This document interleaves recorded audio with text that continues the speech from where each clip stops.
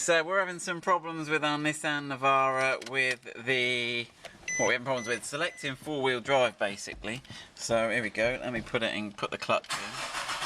Oh. Right, so when we go to select four-wheel drive, so at the moment, let's have a look, can we see this graphic here? So this graphic here, you can see, that's two-wheel drive. Now when we select the four-wheel drive switch, which is down there, so at the moment we're in two-wheel drive, when we go to four-wheel drive there, okay, we get this light, this little graphic here, and he's flashing, and basically he doesn't do anything. He doesn't go into four-wheel drive, he just keeps flashing. Now, reading on the forums and stuff, this seems to be related to these switches that are in the gearbox. So, if we jump out, well, we got some switches. Where are our switches, Ian? So we got some switches here, and we labelled them because we've got these for sale on our website, and we've labelled them A, B, and C. There you go. Let's get them in the right order. And what have we got? Well, B's got a nice green band around him. Other than that, B and C look, trying to hold C up there for me. They look pretty similar, which is a bit scary. A, however, looks different. He's got a much more oval, actually if you compare that to one of the others, Ian, you can see he's much sort of rounder, and he's got a black plug, not a grey plug. All the threads look the same. Much like a spark plug sort of thing really, but they all work in the same way, and they've all got this little plunger switch, and it's basically just a make break. Now as they're there just lying on the workbench, which one have we got? So normally, here we go, yeah, so A and B are normally closed circuit, so with the plunger out it's a continual loop round. And on C, however, it's open until you press the plunger in, and then the two little connections in there form a circuit and join. So that's all we've worked out so far. Now where are these on the car? So we've got the car here. Let's have a look. Now we've worked out where they go, and we've put little labels on them. So you've got the front cross member, you've got the prop shaft, the main gearbox, the front of the car's that way. We haven't got it jacked up or anything, it's just lying on the ground. And then we've got the transfer box sort of in this lump here, and you can see that you've got these two little connections there, and we've labelled them A and B. They won't be labelled A and B on your car. Now if we look at that B, you can see that green band around him, so we know straight away that's B. C, however, is a little bit round the side. Where's he gone? He's there. Hold on, where is he? Where's he actually plug into him? Ah, C, there we go, he's under there. That's where the plug is, under there. Right, so we're going to take these out, and we're going to start with one. We've tried seeing if they do anything. We've put the multimeter on them, we've put them in neutral, but nothing's happening. So we're going to try them one at a time. Which one are we going to do first, Ian? C, probably. C. We reckon we'll go for C for no particular reason. So we're going to get the socket, open that, and I think a load of oil's going to come out. So we'll go and get the sockets and see you in a sec. So yeah, we're gonna start with, I think we're gonna start with C, which is around the back. Well, let's start with the blue band, which we're calling B, the one with the blue band on the front there. Now, there is a drain plug on the bottom of the sump, around here near where the exhaust comes around on the diesel. Anyway, just there. But we're gonna see how much oil comes out, because you might just want to change the switches and not do the whole oil change, although apparently you're supposed to, because the switches go wrong because water gets in the oil through the rear oil seal or something. But we'll have a look and we'll take them out and we'll see what's rusty and whether we can clean or fix them. Right, you want to grab a camera, Ian? Right, so Ian's loosened these, so you really need a 21mm long reach socket. And that gives you room to get in. Right, okay. Right, we've got the drain tray underneath ready. But yeah, I'm not sure where these are in relation to the oil level that A, this gearbox has got in it, and B, what it should have in it. So let's have a look.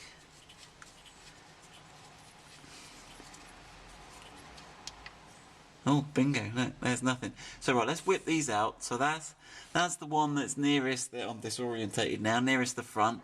So the front one is the one with the blue band, which we're calling B. The next one, and then what we'll do, we're going to have a look at them on the bench with the continuity meter and see if any of them are seized. Is there a bit of rust around that flange on that, where we've just taken that one out, Ian? Can you see? I can't see from here. Now in theory, the water, I would think, will go to the bottom of the gearbox because oil floats on water. So I wouldn't think it would give you too much of a problem, but again, we'll have a look. They all seem to be on the same sort of horizontal level in the... And I think we've given up trying to work out what particularly each switch does. All I think we've worked out is that... There we go, there's that one. Doesn't look too bad, but we'll have a look in more detail on the... It's got a different colour. Alright, and then we'll get this back one, which...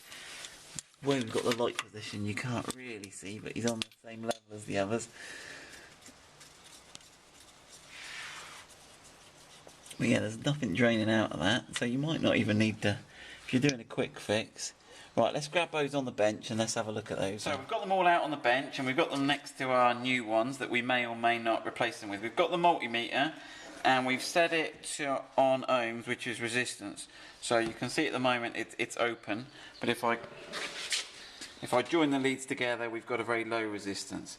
So we had our little, so A should be normally closed circuit. So we got two little pins on the top there.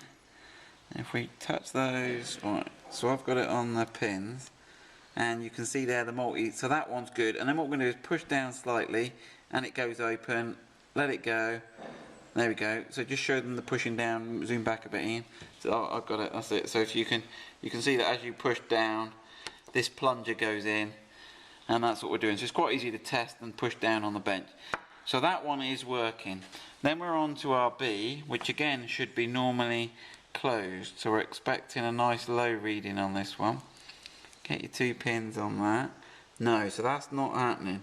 And when I press down, nothing's happening. Okay, so we got one dead one there. Right, and let's go on the third one here, C, which should be normally open, which he is. Oh, hold on, we had a bit of life out of him. That was me slipping on the leads, hold on. Now, so that one's dead as well. So we've got two of these dead. Right, what we'll do is we'll grab some contact cleaner and we'll see if we can fix one. Let's see if we can do that. Right, we've got some WD-40 Specialist Fast Drying Contact Cleaner. Other brands are available, and we'll whack some of this in here.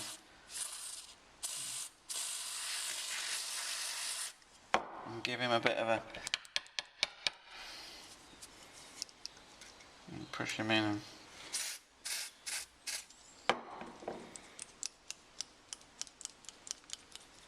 exercising. We won't do this for all of them, we'll just see if we can fix it, because we can save everyone a bit of time and money. Might just get you out of a pinch if you're in the middle of nowhere and you need your four-wheel drive. We ain't gonna sell them anyway. Right then, here we go. Or if you're selling the car and you just want it all working. Right then. Right, let's have a go now. So it should be normally open. Normally open. Oh, we had it, didn't we? Have you got anything? Yep. Getting something there.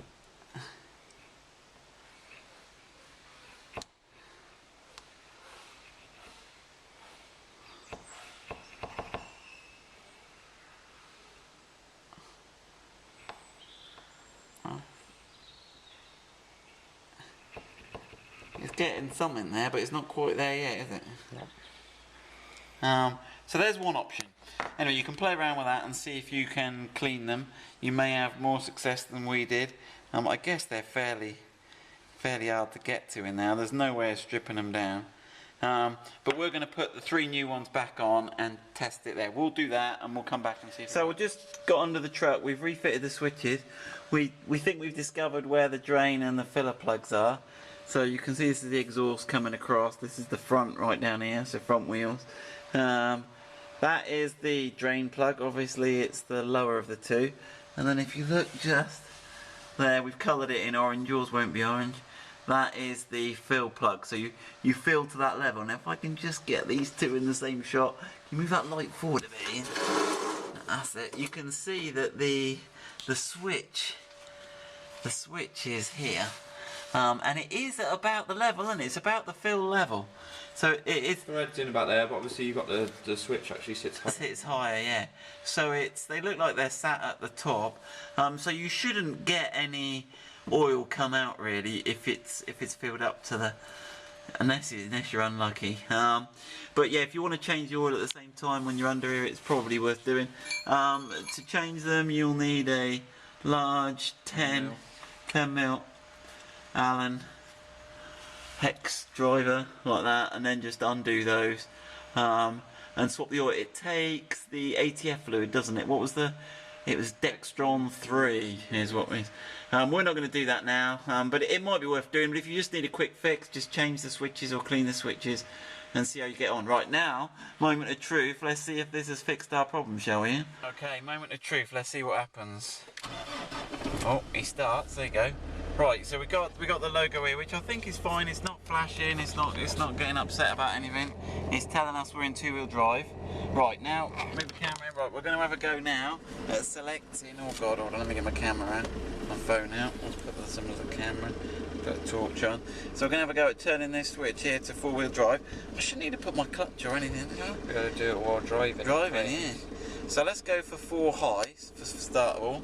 Right, let's have a look. So it's flashing. It's having a little bit of a flash session. Let's move it backwards a bit. We got anything behind this?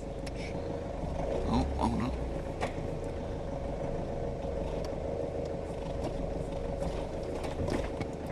Let's drive it forward a bit. Oh, I'll be. Right, okay, we'll take it outside, but it's not. Let's have a look at what happens if we put it in. Put it in 4 while we're here. That's right, I'll put it in 4 low. And that's got 4 low, but it's still flashing, isn't it? Maybe we need to drive it a bit. Let's have a look. Okay, we've changed the switches and we've taken it for a drive, but it still doesn't work. We've still got the flashing 4-wheel drive light thing going on when we put it into 4-wheel drive. So we've got it into 4 high there. So we need to do some further diagnosis, and there are some steps on the internet we found. We'll add a link here. We'll do another video to diagnose it to the next step. But changing those switches did need doing because 2 of them weren't working. So I think we're a step closer to fixing it.